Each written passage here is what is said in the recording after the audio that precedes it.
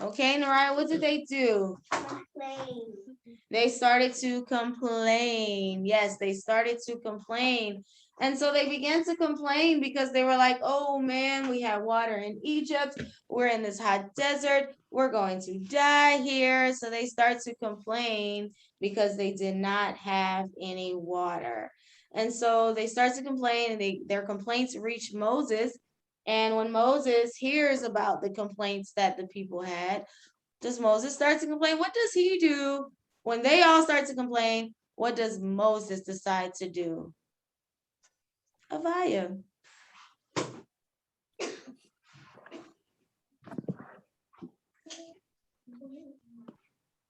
You're on mute?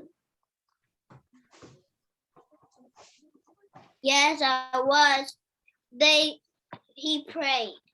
Yes, Moses prayed. So unlike the Hebrews where they all started to complain, Moses brought the problems to the Lord, right? So whenever they do find water in the place where they went, which was called Mara, it's not going to be a test question, but they end up finding water. What was wrong with the water that they did find in the wilderness? What was wrong with it, Carlene? They ran out of it. I know. Kinley, what was wrong with it? It got soggy. I know. Soggy. Solomon, what was wrong with the water? It was bitter. It wasn't good. They could not drink that water. The water was bitter. And so whenever they realized, oh, the water's bitter too, they start to complain even more. And so Moses, he prays. And so Moses asked the Lord, what should they do? Because the people did need water. They did need water to drink, right? So whenever Moses prays, what does the Lord tell Moses he should do so that the waters would be healed? What should he do? Harlem? Chop a tree. And do what with it? Throw in the water. Yes, he told Moses to, to cut down a tree, or we could say a branch, cut that down and throw it into the waters, and the waters would be healed. So Moses did exactly what the Lord said. He cut the tree down and he threw it into the waters, and Moses told the people to drink. And when the people went to drink, how was the water then? Evan? Good. It was good. It was sweet. It's sweet, but I don't mean like sweet, like juice sweet. It just means the water was good. The water was good enough for them to drink. And so they were able to drink. And so they saw how the Lord performed a miracle for them, and he healed the waters for them. So after this, the cloud leads them from this place, and the cloud leads them to another place. Does anyone remember the name of this place where the cloud leads them? Promised land. Not the promised land, not just yet. Not quite. Okay. Right after the waters were healed, what was the name of the place where God led them? Brian, what you have?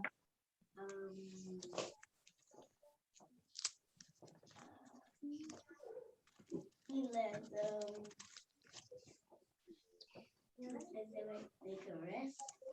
It was a place where they could rest, but what was the name? I want to know the name. What was the name of the place where he led them? Okay, Hannah? Is it going to be a test question? Mara. Not Mara, that's where they left. That's where the waters were bitter. In Mara, there was another, after that, God led them to another place. Starts with an E. Okay, now let's try to say the word. Oh, I know. Okay, what you have, Amina? Israel. What? Elam. The Lord led them to Elam. Yes, and so what did they have there that the people were really happy about? What was in Elam whenever they arrived there? Okay, let's see. I'm trying to give everybody a chance to answer, but okay. All right, Camille.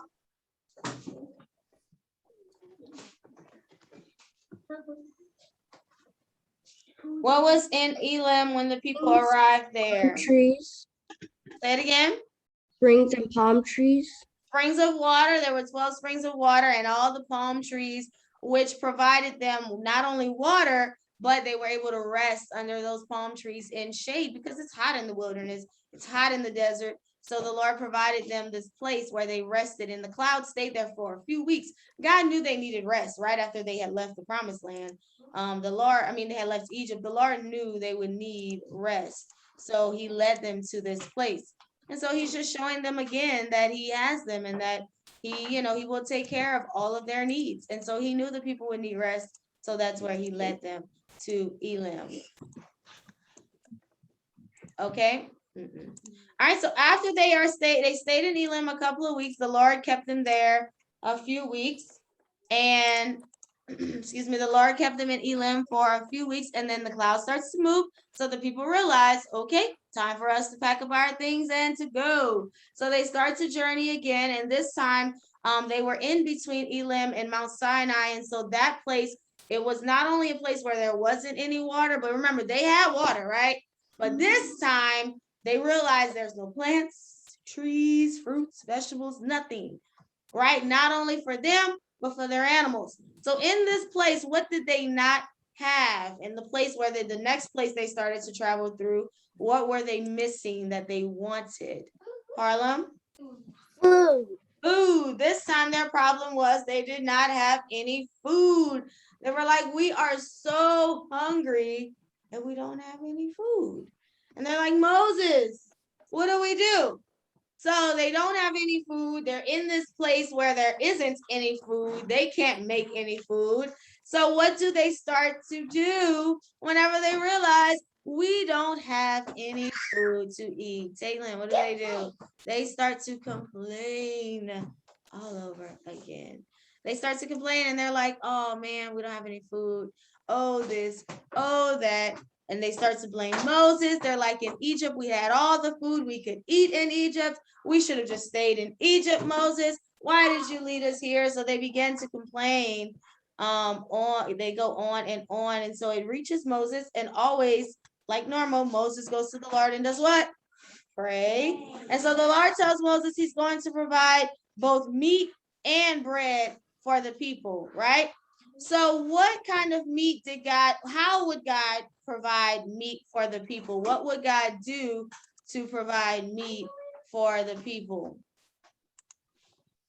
I remember both of these questions. Okay, let's see, go ahead, Solomon.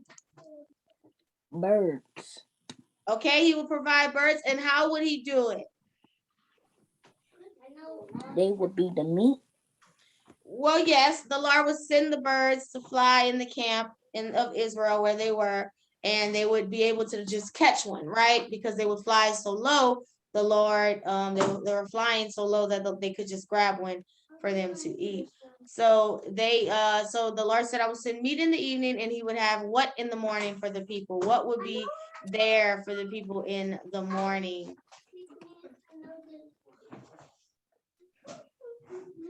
Okay, Hannah. Manna. Yes, he will provide manna, bread for them in the morning.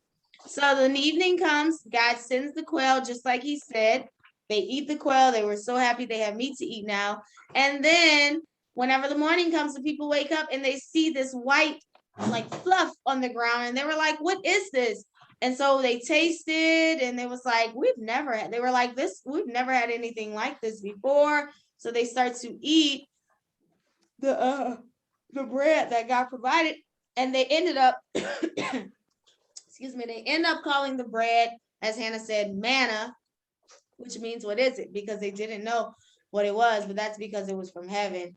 It was nothing like anything they've had before. So they eat the manna. Now, what was special about the manna? God would do something special with the manna for the people. What would he do, Nariah? What would God do? He would send manna every single morning for the people. So the manna was something different. God provided manna for them every day. It wasn't just certain days or certain times. God would provide the manna for the people every single day. And so there was only one day God would not provide the manna. What day was that where the Lord would not provide the manna for the people? Harlem? The Sabbath. On the Sabbath, the Lord would not provide manna on the Sabbath. So on the Sabbath day, the Lord wouldn't provide manna. So what else did the Lord tell them about gathering the manna? When they would get the manna, what were the instructions God gave them? Go ahead, Evan. Yeah, only enough for one day. Yes, they only gather what they need for that day, but what about the day before the Sabbath? Collect double. They would get double the day before the Sabbath so that they would have some, whenever God didn't rain some down on the Sabbath. Good. So the people were happy again. The Lord provided meat for them, and the Lord provided manna, bread for them as well. So they were grateful and they're happy now, right? So after God provides the meat and manna, the cloud moves, and so the people knew it was time for them to continue on with the journey. So now they're traveling, and this time, one of the same problems come back again. What did they run out of this time as they're continuing the journey? So they were in Marah, where God healed the waters. Then they were in between Mount Sinai and Elim, where they ran out of food, where God rained down the manna and meat for them. And then now they're traveling and they are in Rephidim. What were they missing now? What was the problem now that they had on this part of the journey? Okay, Carly? Food. It wasn't food. If food was the first time. I know it. This was something else this time. Okay, go ahead, Faith. Water. Water again. So this time it was like, oh, we don't have any water. And what do they do as usual? Complain. So they start to complain. They did not ask God for what they needed. They start to complain and they start to say, oh, we had this. Oh, we had that. Oh, we're going to die of thirst. All over again. So Moses this time, though, is really disappointed, right? Because he's like, how many times does God have to show you that he's going to provide for your needs? He's going to provide your needs. He's going to give you what you want. Ask him. So Moses was upset with the people, but he went and he prayed and he asked the Lord what to do in order for the people to have water. So he asked the Lord, what should I do? And so the Lord tells Moses to go and stand before what? God says, okay, Moses, I'm going to provide water. Where does God tell Moses to go and stand? Kinley? Before what? I know it. Oh, I thought your hand went up.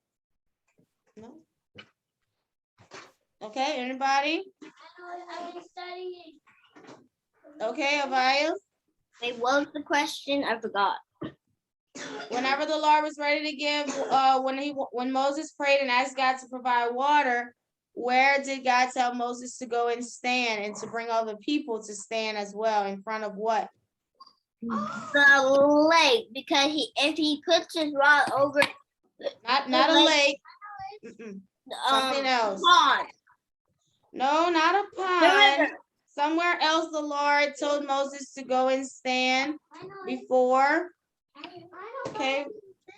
Let's see. Amina, what you have? What? The rock. Before a rock. Mount Oreb in particular, but a mountain is made out of rock.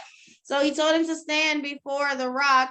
And what were the instructions that God gave to Moses? He says, I want you to gather the elders of Israel, all the people, stand before the rock. And what were the instructions God told Moses to do when he stood before the rock?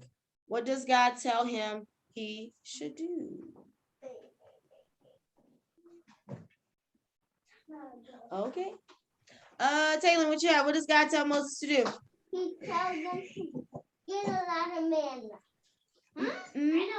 I know it. Brian? He told Moses to strike his staff Right. in the rock. Yes, to use his rod to strike the rock. And immediately when Moses would strike the rock, what would happen when he would strike the rock? What would come out of the rock? Hannah? Water. Water would come flowing out of the rock. And Moses did that. So he went and stood before the rock. He tells the people what the Lord says. He strikes the rock and immediately water comes out. And it was enough water not only for the people, but their animals were able to come and drink as well. And they were able to fill up all their jugs, their jars. And so again, we see how God has provided for the people. He provides water out of the rock for them. So this was a miracle, right? Because rocks are dry. Rocks, there's not water just sitting inside of a rock. So that was another miracle the Lord performed for his people. And so they see the goodness of God and his provision again. So, they should maybe stop complaining, right? And just ask the Lord for what they need, when they need it. Okay. So that was our last lesson on yesterday, God providing water out of a rock. And we will see how God will do so many miracles during the Hebrews' time through the wilderness. Time and time again, God will provide for them. He will do all kinds of different things for them. They just have to learn how to trust God, and they'll get it eventually. They'll get it. Okay. All right. So that is it for our review on today. Remember, you don't have a memory scripture this week. Your test will only have the questions that we kind of just went over. So you can just, it's going to be the same thing. I will have all your tests up in the next hour. All of your tests for the week will be up so you can finish your week on today, actually, where you don't have to worry about school tomorrow. So, yes, so I will have all the tests up. So let your parents know that all the tests will be posted. We do have our phonics test later today, 1st and 2nd grade. And so I'll see everybody again a little later on, okay? So y'all have a good morning. I'll see you all later. Bye-bye. Bye-bye.